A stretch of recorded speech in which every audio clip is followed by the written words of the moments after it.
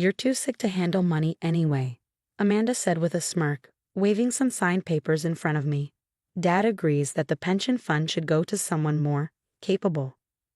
I lay in my hospital bed, still weak from surgery, watching my sister-in-law gloat about taking my mother's money.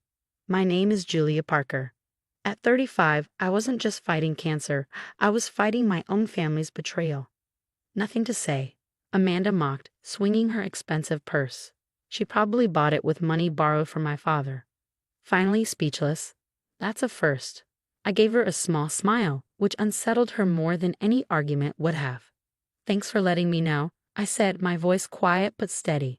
What Amanda didn't know was that my mother had been smarter than anyone realized.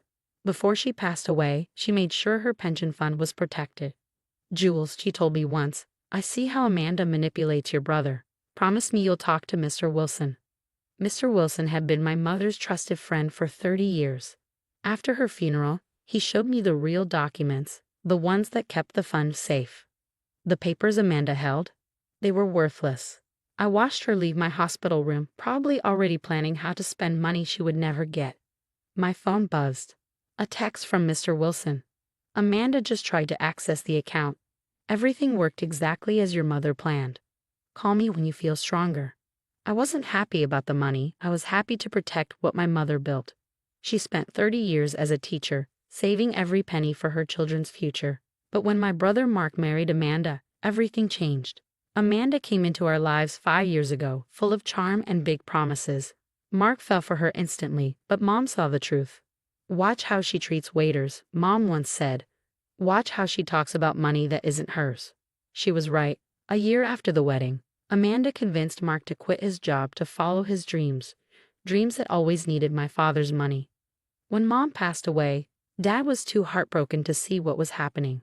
Amanda played the perfect daughter-in-law, telling him, "Your wife would want us to be happy," while taking advantage of his grief.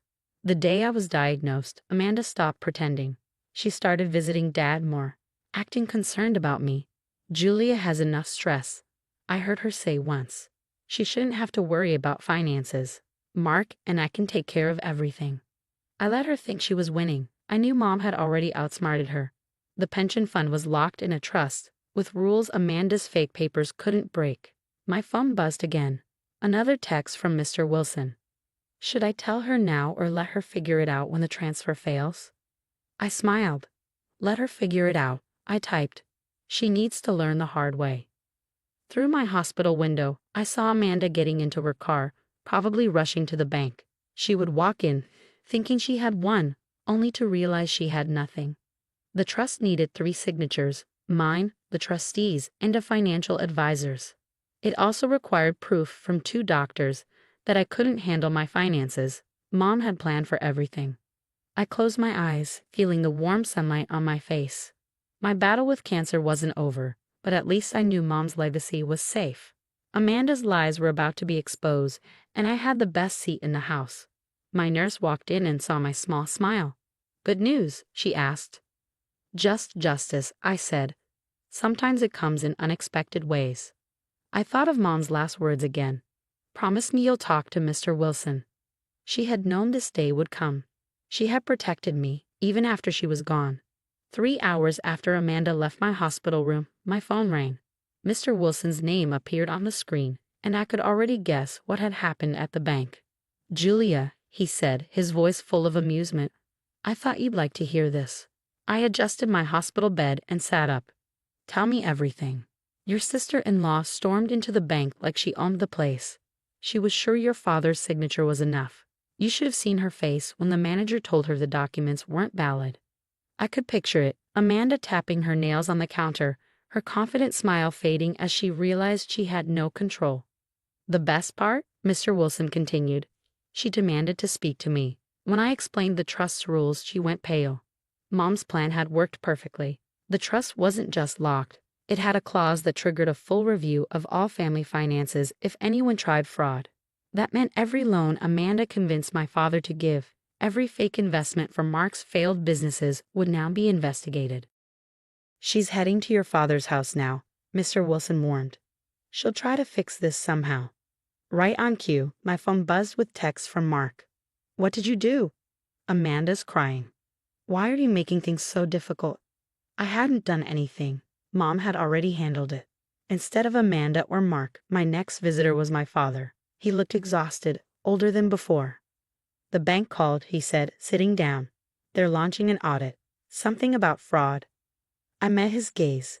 Did Amanda tell you what she did today? He shifted uncomfortably. She said she was trying to help. That handling Mom's money would be too much for you during treatment. Dad, I said gently, she brought me forged papers and gloated about taking Mom's money. Is that really helping? Silence filled the room. I could see him putting the pieces together, realizing how many times Amanda had used him, how much money she had taken. Your mother, he whispered, emotion thick in his voice. She knew this would happen, didn't she? That's why she set up the trust. I nodded. Mom wanted to protect us, all of us. He reached for my hand. I've been a fool, haven't I? Before I could answer, Amanda burst into the room, furious. You think you're so clever, she spat. Setting traps, turning everyone against me. I didn't set up anything, I said calmly. Mom did. She knew exactly who you were. Amanda, my father's voice was different now, firm, steady. It's time for you to leave. She turned to argue, but something in his face stopped her. Her mask of fake concern finally broke. Fine, she snapped. Keep your precious pension fund. But Mark and I still need your help with our business. You promised? No, Dad interrupted. No more promises. No more money. The bank is auditing everything, Amanda. Everything. Her face turned pale. Without another word, she stormed out, nearly bumping into Mr. Wilson at the door. Perfect timing, he said, watching her leave. I brought the audit paperwork. We've already found some interesting transactions. For the next hour, we went through the documents. My father's expression grew darker with each discovery. Amanda and Mark had taken over $200,000 in the past year, money wasted on fake businesses and failed ideas. I'll have to sell the beach house to cover this, Dad murmured. No, you won't, I reassured him. That's what Mom's pension fund was for, to protect us, not to fund Amanda's schemes. Mr. Wilson nodded. Your mother was a remarkable woman, Julia. She planned for everything.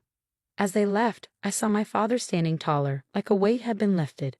The truth had hurt, but it had also set him free. My phone buzzed again, this time from Mark. Amanda's leaving me, says this family is toxic. What am I supposed to do now? I stared at the message, thinking of Mom's wisdom. Finally, I replied, Come home, Mark. It's time to rebuild, the right way this time. Outside my window, the sun was setting, casting golden light across the hospital room. Tomorrow would bring more challenges, more treatment, more family struggles. But for now, I felt at peace. Mom's legacy was safe, and her final lesson, about love, trust, and protection, had finally been learned. 6 months after that day in the hospital, I sat in Mr. Wilson's office, looking over the final audit. My cancer treatment had worked, and honestly, watching Amanda's plans fall apart had been the best therapy of all. The total amount your father can get back is about $180,000, Mr. Wilson said, sliding a paper toward me. Amanda has to pay it all back, with interest. I ran my finger over the numbers. Every charge told a story: expensive clothes, fake business expenses, even a luxury car Amanda had leased in Dad's name. And Mark, I asked, thinking of my brother, who had been staying with Dad, slowly getting back on his feet. He's been helping us, Mr. Wilson said with a smile. He gave us everything we needed to prove how Amanda manipulated him. Turns out, she had a history of doing this to people before. Just then, Dad walked in. He looked younger, lighter, free. Did you tell her about the letters? He asked. Mr. Wilson nodded and handed me a small box. Your mother left these in case Amanda ever tried to take the pension fund. Inside were letters, each one addressed to a different family member. With shaking hands, I opened mine. My dearest Julia, if you're reading this, then everything I feared about Amanda has come true. But don't be angry, be grateful. Sometimes it takes a crisis to bring out the truth. Take care of your father and Mark. They'll need your strength now more than ever. The pension fund was never just about money. It was about protecting our family. All my love, Mom. Dad wiped his eyes as he read his own letter. She knew, he whispered. She warned me so many times, but I didn't listen. Over the months, Mark had changed. Without Amanda controlling him, he had gone back to his old job, starting from the bottom but working hard. At our Sunday dinner, he admitted, "Amanda's been calling. She says she's changed, wants to work things out." "And?" I asked. He smiled, a real, honest smile. "I told her to talk to my lawyer. Some bridges need to stay burned." Mom's pension fund stayed safe, just as she planned. Instead of wasting it on Amanda's schemes, we used it for something better. We started a scholarship in Mom's name at the high school where she had taught, helping students who, like her, had big dreams but little money. One day, I drove past Amanda's new apartment in a not-so-fancy part of town. She struggled to carry groceries, her expensive clothes replaced with something plain. For the first time, when our eyes met, I saw something in her I had never seen before: shame. I could have felt victorious, but Mom's letter had taught me better. Instead, I felt grateful. Grateful for a mother wise enough to see through lies, strong enough to protect us even after she was gone, and loving enough to turn pain into a lesson about family. Now, sitting in my home office, I keep Mom's letter framed on the wall. It reminds me that real family wealth isn't in money, but in wisdom, love, and the strength to protect each other. Every Sunday, Dad and Mark come over for dinner, a tradition we started after Amanda left. We cook, we laugh, and we remember Mom, not with sadness, but with gratitude. "You know what your mother would say about all this?" Dad asked last Sunday while drying the dishes. I smiled.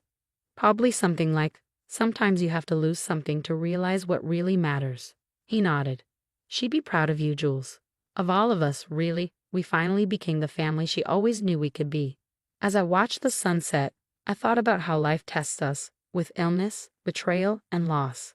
But I also thought about the hidden gifts in those struggles, the strength we find, the wisdom we gain, and the love that brings us home. Mom's pension fund was safe, but her real legacy, it was in Sunday dinners and healed relationships and in the lesson she left us. Protect what matters most, each other.